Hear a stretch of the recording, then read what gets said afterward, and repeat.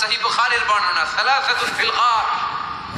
বনী ইসরাইলের জামানায় তিনজন লোক সফরে বেরিয়েছে। বানোয়াট ঘটনা না, এটা বুখারীর ঘটনা। সফরে বেরিয়েছে, মরুভূমির মাঝখানে প্রতিমধ্যে প্রচন্ড তুফান আর বৃষ্টি। বৃষ্টি থেকে বাঁচার জন্য এর একটা পাহাড়ের গুহার ভিতরে ঢুকেছে। হঠাৎ থান্ডার, বজ্রপাত, বিজলি, মুষলধারে বৃষ্টি। বৃষ্টির পানিতে পিচ্ছিল হয়ে উপর থেকে বিশাল প্রকাণ্ড একটা পাথরের খণ্ড এসে গুহার মুখের মধ্যে আটকে গিয়েছে।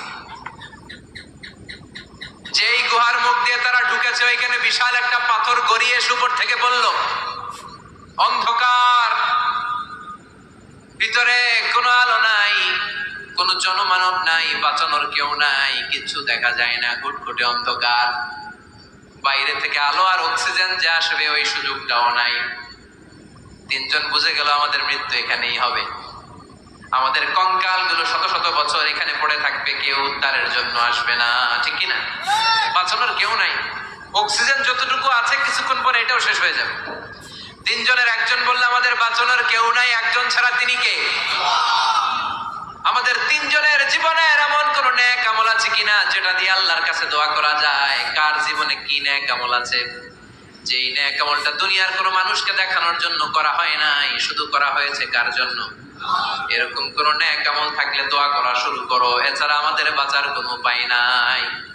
একজন দোয়া করা শুরু করলো। হাদিসে লম্বা একটা হাদিস, আমি সরল বঙ্গানুবাদ শোনাচ্ছি। একজন দোয়া করা শুরু করলো। একজন বলতে শুরু করলো, আল্লাহুম্মা কানা লি আবাওয়ান শাইখান কাবীরান।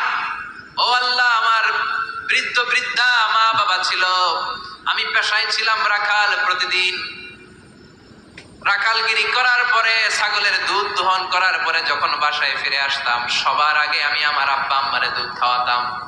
আব্বা আম্মাকে দুধ খাওয়ানোর পরে আমার সন্তানদের মুখে, আমার স্ত্রীদের মুখে আমি দুধ তুলে দিতাম। একদিন আমার আসতে দেরি হয়ে গেল, এসে দেখি আব্বা আম্মা ঘুমিয়ে গেছে। দুধের বাটি নিয়ে আমি আব্বা আম্মার মাথার সামনে দাঁড়িয়ে রইলাম। মনে মনে ভাবলাম, আব্বা আম্মা যখন ঘুম থেকে জাগবে, আব্বা আম্মারে আগে আমি দুধ খাওয়াবো, তারপরে ছেলে মেয়েরে খাওয়াবো, স্ত্রীদেরকে খাওয়াবো। দাঁড়িয়ে রইলাম। আমার ছেলে মেয়েরা এসে আমার কাছে বললো, আব্বা খাবার দাও। আমি দেই নাই। ক্ষুধার জ্বালায়, ক্ষুধার যন্ত্রণায় পাগল পড়া হয়ে আমার কলিজার টুকরা ছেলে মেয়েগুলো আমার পায়ের মধ্যে পড়ে কাঁদতে লাগলো, আব্বা একটু দুধ দাও, ক্ষুধা লেগেছে। ও আল্লাহ, আমি দেই নাই। ফজর পর্যন্ত দাঁড়িয়ে রইলাম। ফজরের সময় যখন আব্বা আম্মা ঘুম থেকে উঠলেন, সবার আগে আব্বা আম্মারে দুধ খাওয়ালাম, তারপরে ছেলে মেয়েদের মুখে তুলে দিলাম। ও আল্লাহ, ও আল্লাহ, ওই দিনে সারা রাতটা আমি দাঁড়িয়ে আব্বা আম্মার জন্য যে দাঁড়িয়েছিলাম, দুনিয়ার কাউরে দেখানোর জন্য নয়, শুধু তোমারে খুশি করার জন্য। ওই রাতের ইবাদতটা যদি তোমার কাছে পছন্দ হয়, বা ফাররিজ আন্না মা নাহনু ফি, আজকে যেই বিপদে আমরা আছি, বিপদ থেকে তুমি বাঁচাও। বলার সাথে সাথে 1/3, 1/3 পাথরটা ডান দিকে সরে। সুবহানাল্লাহ পড়বেন না? এবার বাইরে থেকে আলো আসতে শুরু করেছে, অক্সিজেন ঢুকতে শুরু করেছে, তাদের মনের মধ্যে স্বস্তি ফিরে এসেছে। এবার দ্বিতীয় জন দোয়া শুরু করলো, আল্লাহ, আমার এক চাচাতো বোন ছিল, এত সুন্দরী, আমার জীবনে এত সুন্দরী নারী আমি দেখি নাই, এত সুন্দরী নারী। ওয়া কুনতু উহিব্বুহু বিআশাদ্দি মা ইউহিব্বুর রিজাল আন নিসা। একজন পুরুষ একজন নারীকে যত ভালোবাসতে পারে, আমি ঠিক ততটা ভালোবাসতাম আমার এই সুন্দরী কাজিনকে, চাচাতো বোনকে। কিন্তু আমার মনের কথা আমার চাচাতো বোনরা আমি বোঝাতে পারি নাই। একদিন লজ্জা শরমের মাথা খেয়ে চাচাতো বোনরা আমি বললাম, তোরে আমি বড্ড ভালোবাসি, একান্তে আমি তোরে চাই। চাচাতো বোন বললো, এত এত স্বর্ণ মুদ্রা যেদিন জমাতে পারবা ওই দিন আমারে বাবা। এবার আমি স্বর্ণ মুদ্রা জমাতে লাগলাম। জমাতে জমাতে জমাতে জমাতে বছর শেষে স্বর্ণ মুদ্রার থলে নিয়ে চাচাতো বোনের হাতে দিলাম। চাচাতো বোন আমার অপকর্মে রাজি হয়ে গেল। গোপন একটা রুমের ভেতরে আমরা ঢুকলাম, দুইজনেই জামা কাপড় খুলে নেকেড হলাম। জিনা করব, পাপ কাজ করব, একেবারে ফাইনাল ডেস্টিনেশন আমরা চলে গেলাম। পাপ কাজ যখন আমরা শুরু করব, ইন দা মিন টাইম আমার চাচাতো বোন আমার ডেকে বলে, ও আমার চাচাতো ভাই, ইত্তাকিল্লাহ, ইত্তাকিল্লাহ, আল্লাহরে ভয় কর, আমার সতীত্ব নষ্ট করে দিস না। আল্লাহ ওই মুহূর্ত থেকে ফিরে আসা কোনো পুরুষের পক্ষে সম্ভব ছিল না। ইত্তাকিল্লাহ, এই বাক্যটা শুনে, তোমার আওয়াজ শুনে আমার কলিজার মধ্যে কাঁপুনি ছুটে গিয়েছে। তোমার নাম শুনে আমি আর ধৈর্য ধারণ করতে পারি নাই। চিৎকার মেরে জামা পেড়ে ওই ঘর থেকে বের হয়ে গেলাম। ও আল্লাহ, শুধুমাত্র কেবলমাত্র একমাত্র তোমার ভয়ে ওই দিন আমি আমার চাচাতো বোনের সাথে পাপ কাজে লিপ্ত হই নাই। আল্লাহ রে, ওই দিনের আমলটা যদি তোমার দরবারে কবুল হয়ে থাকে, আজকের বিপদের দিনে তুমি আমাদের বাঁচাও। বলা মাত্রই এই তো আল্লাহর কাছে এত কবুল হয়েছে, কারণ আল্লাহর ভয় এটা পৃথিবীর সবচেয়ে বড় ইবাদত। চিল্লায় বলেন ঠিক কিনা? যাদের হৃদয়ে আছে আল্লাহর ভয়, তারা কবু পথ ভুলে যায় না। আল্লাহর প্রেম ছাড়া এই দুনিয়ায় কারো কাছে কোনো কিছু চায় না। ঠিক কিনা? আল্লাহর ভয় আল্লাহর কাছে সবচেয়ে বড় প্রিয় ইবাদত।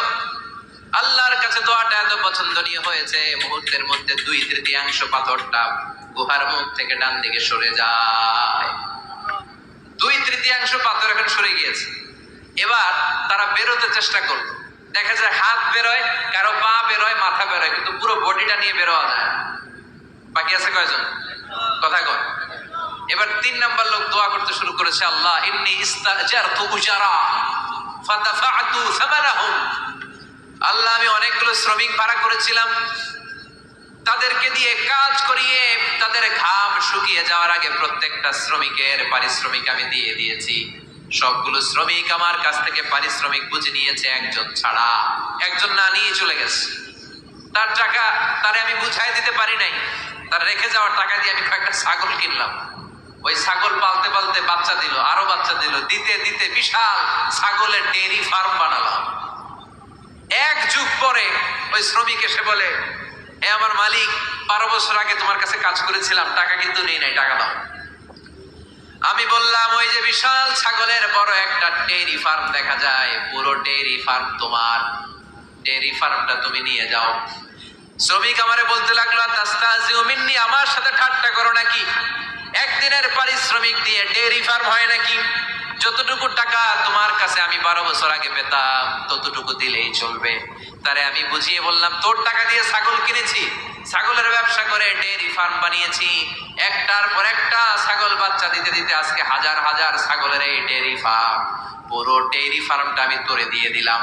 বলা মাত্র ওই শ্রমিকটা ডেয়ারি ফার্ম নিয়ে চলে গেল। মাবুদের এই কঠিন বিপদের দিন সে শুধু দাবি করেছিল তার পারিশ্রমিক, তার পারিশ্রমিকের টাকা তার হাতে দিলে সে খুশিতে পাকপাকুক, কিন্তু তার বদলে পুরো ডেয়ারি ফার্মটা আমি তার হাতে তুলে দিয়েছি একমাত্র তোমার সন্তুষ্টির জন্য। ওই দিনের আমলটা যদি তোমার দরবারে একটুও ভালো লেগে থাকে রে মাওলা, আজকের কঠিন বিপদ থেকে বাঁচাও। বলতে দেরি মুহূর্তের মধ্যে বিশাল পাথর খণ্ডটা গুহার মুখ থেকে ডান দিকে সরে যাও। আল্লাহর শুকরিয়া করে 3 জন বের হয়ে যায়। সহিহ বুখারীর বর্ণনা। আপনার জীবনে এমন কোন নেক আমল যদি থাকে যেটা শুধু আল্লাহর দেখানোর জন্য করছিলেন, আমরা আমল করব অবশ্যই দেখানোর জন্য, তবে মানুষকে নয়। কারা দেখানোর জন্য? আমাদের সব দেখানো হবে একজনকে। চিল্লায় বলেন, তিনি কে? লা ইলাহা ইল্লাল্লাহ, আর একটা হচ্ছে আল্লাহু আকবার। এই 4টার যে শ্রেষ্ঠ জিকির আর নাই। কথা বলেন, এটার এই 4টার ভিতরে ইল্লাল্লাহ আছে? কথা বলেন। এজন্য জিকিরকে আমরা খণ্ডিত করব না। ঠিক যেমন যেমন সহিহ সুন্নাহ এসেছে তেমন তেমন জিকির করলে আপনার কলিজাটারে ঠান্ডা করে দিবে কে? ইল্লাল্লাহর ব্যাখ্যা থাকতে পারে, অনেকে ব্যাখ্যা করে যে এটার মধ্যে লা ইলাহা আছে, এটাকে গোপন রাখা হয়েছে, আমরা ইল্লাল্লাহ পড়ি না, ওটার দরকার নাই। বিশ্বনবী এবং সাহাবারা যেই পন্থায় জিকির করেছেন, যেই পন্থায় জিকির শিখিয়েছেন, ওইটার ভিতরে বরকত বেশি না কম? কথা বলেন, বেশি না কম? এই জন্য বিশ্বনবী বললেন, আল্লাহর কাছে প্রিয় কথা 4টা। একটা হলো সুবহানাল্লাহ, দ্বিতীয়টা হলো আলহামদুলিল্লাহ, তৃতীয়টা হলো লা ইলাহা ইল্লাল্লাহ, চতুর্থটা হলো আল্লাহু আকবার। সুবহানাল্লাহ, আমার সাথে সাথে আওয়াজ করে পড়েন, সুবহানাল্লাহ, আলহামদুলিল্লাহ, লা ইলাহা ইল্লাল্লাহ, আল্লাহু আকবার, সুবহানাল্লাহ, আলহামদুলিল্লাহ, লা ইলাহা ইল্লাল্লাহ। আওয়াজ করে পড়েন আল্লাহু আকবার। মনে থাকবে? জিকিরের ওয়াজ শেষ। এগুলোর চেয়ে শ্রেষ্ঠ জিকির নাই।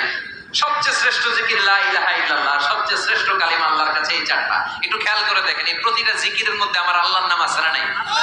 সুবহানাল্লাহ আছে না? আলহামদুলিল্লাহ, লা ইলাহা ইল্লাল্লাহ, আল্লাহু আকবার। আল্লাহ ছাড়া আল্লাহর নাম থাকবে না যে শব্দের মধ্যে ওই সমস্ত নাম আর হুই হুই হুই হুই এগুলো দিয়ে কোনো জিকির করা যাবে। আবার আব্দুল্লাহ ইবনে আমর ইবনে আস বর্ণনা করেন, বিশ্বনবী যখন জিকির গুলো করতেন, আমি বিশ্বনবীকে দেখেছি বিশ্বনবীর আঙ্গুলের কড়ায় জিকির গুনতেন। সুবহানাল্লাহ পড়েন। দেখতেছেন আমার হাত দেখা যায়, দেখা যায়, দেখা যায়। রাআইতুন নাবিয়্যা, আব্দুল্লাহ ইবনে আমর ইবনে আস-এর বর্ণনা, রাআইতুন নাবিয়্যা ইয়াকিদু তাসবিহা বিয়ামিনিহি, আমি বিশ্বনবীকে ডান হাতের গিড়ার ভেতরে তাসবিহ গুনতে শুনেছি, তাসবিহ গুনতে দেখেছি। সুবহানাল্লাহ পড়েন। এখন আমরা লম্বা তাসবিহ ছড়া নেই না, এটা জায়েজ, কিন্তু শ্রেষ্ঠ হচ্ছে হাতের গিড়ায় গোনা। এই প্রতিটা গিড়া দ্য ডে অফ জাজমেন্ট আপনার পক্ষে সাক্ষী দিবে। মনে থাকবে? কিভাবে গুনবেন? বা হাতে না ডান হাতে? ডান হাত উঁচু করেন সবাই, এইভাবে। নামাজ শেষ, আল্লাহু আকবার পড়ে 3 বার ইস্তেগফার পড়ে গোনা শুরু, এইভাবে সুবহানাল্লাহ। ঠিক আছে? এরপরে আলহামদুলিল্লাহ, এরপর আল্লাহু আকবার। সবাই রাজি তো? সবাই রাজি? আল্লাহ তুমি কবুল করো। আরো জোরে পড়েন আমিন। তাহলে আমরা তাওবার পদ্ধতি জানলাম, কেন আমরা ইস্তেগফার করব জানলাম, এরপরে জিকিরের খুঁটিনাটি জানলাম। এবার কেমন করে আল্লাহর কাছে দোয়া করব এটাও জানার দরকার আছে না নাই? বিশ্বনবী বললেন, দোয়া মুখুল ইবাদত, দোয়া হলো ইবাদতের নির্যাস।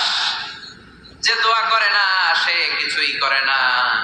তিরমিজির আরেক বর্ণনায় বিশ্বনবী বললেন, আদ-দুআ ওয়াল ইবাদত, দোয়াটাই হলো ইবাদত, দোয়াটাই ইবাদত। ধরেন আমি দোয়া করা শুরু করলাম, এটাই ইবাদত। নামাজ যেমনি ইবাদত, জিকির যেমনি ইবাদত, হজ করা যেমনি ইবাদত, দোয়া করাটাও। এজন্য প্রতি নামাজের শুরুতে দোয়া আছে না নাই? সূরাতুল ফাতিহার আরেক নাম সূরাতুদ দোয়া, দোয়ার সূরা। আমরা প্রত্যেকবার সূরা ফাতিহা যখন পড়ি, আমরা পড়ি ইহদিনাস সিরাতাল মুস্তাকিম। সবাই পড়েন ইহদিনাস সিরাতাল মুস্তাকিম। ও আল্লাহ, আপনি আমাদেরকে সরল সঠিক পথ দেখান। পড়েন আমিন। ও আল্লাহ, show us the right path, show us the correct path, show us the middle path. আল্লাহ মধ্যম পন্থা দেখান, মাঝামাঝি রাস্তাটা দেখান, সিরাতুল মুস্তাকিম দেখান। আমাদেরকে রাস্তা দেখায় কে? কথা বলেন না। আমরা যদি পথ ভুলে যাই, পথ দেখায় দেয় কে? আমি যদি কোনদিন পথে ভুলে যাই, হাত ছানি দিয়ে কাছে নিও।